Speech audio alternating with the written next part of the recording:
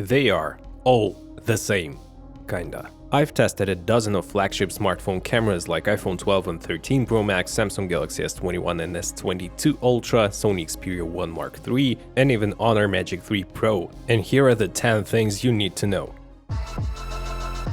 What's good guys, my name is Oleg Nikitin and you're watching No Limits On channel. The first important thing to understand is that almost any modern flagship smartphone and even some cheaper options like Google Pixel 5a or smartphones from Asus or OnePlus are going to bring you the results so close that you almost cannot tell a difference without heavy pixel peeping. Second, if you post on social networks like Instagram, Facebook or TikTok, almost every modern smartphone will give you enough results for 95% of people out there for both photos and videos. Third, there is a rule of thumb that 95% of smartphones out there have a very nice main camera module with decently sized sensor, and it has hands down the best possible image quality, especially in low light conditions. Fourth, all the quote-unquote magic in modern smartphone camera game is done with the help of a heavy post-processing, and it's done in camera, stacking a lot of images with different exposure for better dynamic range, adding a lot of digital sharpness, which I hate to be honest, adding more contrast and vibrance to the image, and processing faces and skin separately for better results. This is called computational photography, and you can clearly see how far it went if we compare the old school iPhone 4S and the brand new iPhone 13 Pro Max. And to be honest, a lot of my viewers in the comments said that they miss the natural look of iPhone 4S, and I don't like the over-processed pictures and video from the latest flagship camera phones.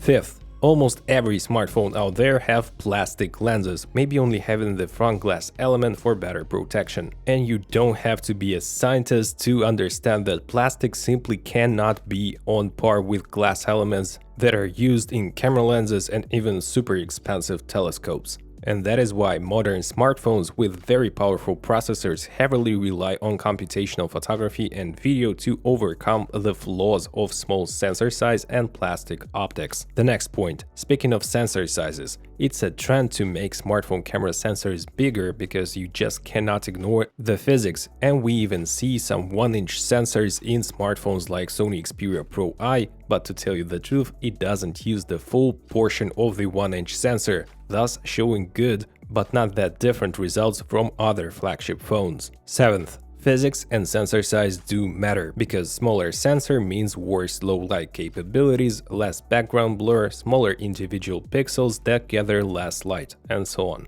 And even comparing the iPhone 13 Pro Max with 1-inch sensor point-and-shoot camera Sony ZV-1, I would hands down pick the pictures and the video taken by the Sony camera, which by the way costs almost 2 times less than the iPhone 13 Pro Max with 256 gigs of storage. I'll leave the links to all of the smartphones and cameras comparisons you see in this video down in the description below as a playlist. Eighth, when it comes to video, the things get even more tricky. Computational videography came a long way, and now we can see that smartphones combine 2 frames with different exposure, faking the high dynamic range, and some of those smartphone cameras are doing a pretty good job at it. And it's looking good when you watch it on a tablet or even a laptop. But when you try to watch it on a 55-inch 4K TV, for instance, and compare with a proper camera, you see how over-sharpened and heavily processed it is. And also some phones like Samsung Galaxy S22 Ultra even fake the 4K. Look at this 4K 60 comparison with iPhone 13 Pro Max. The 4K 60 on the Samsung looks like an upscaled 1080p or even 720p image. So marketing is doing its thing, and we still see a lot of limitations and tricks that smartphone manufacturers use to, let me say, quote-unquote, lie to our eyes.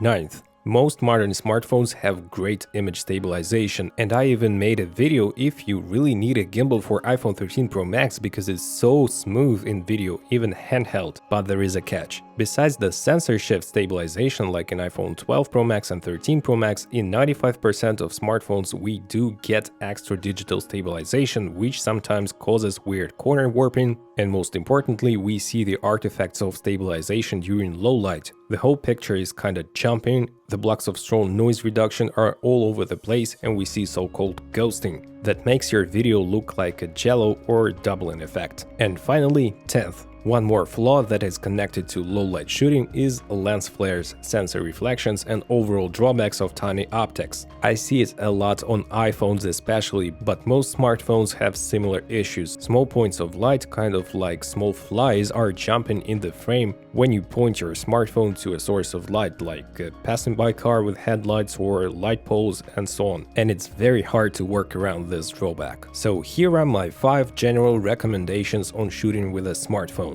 The main camera module in most smartphones is 1x camera, and you'll get the best possible results with this module. Don't be lazy to walk towards or from an object instead of using ultra-wide or telephoto camera when possible. Try to avoid shooting in low light, and if you absolutely have to, use only the main camera or 1x, and try to get as stable as possible. A gimbal or a tripod would come in handy in this case. Learn lighting and composition, because after all, these are the key principles of getting a nice shot or video with almost any camera. You can have a closer look at composition techniques I used to create this little video from Morocco. The link will be down below. Shoot raw when possible and learn how to edit photos by yourself, so you will make the decision, not the computer. Whenever it's possible to use a proper camera, even the Sony ZV-1 like I mentioned above, use it.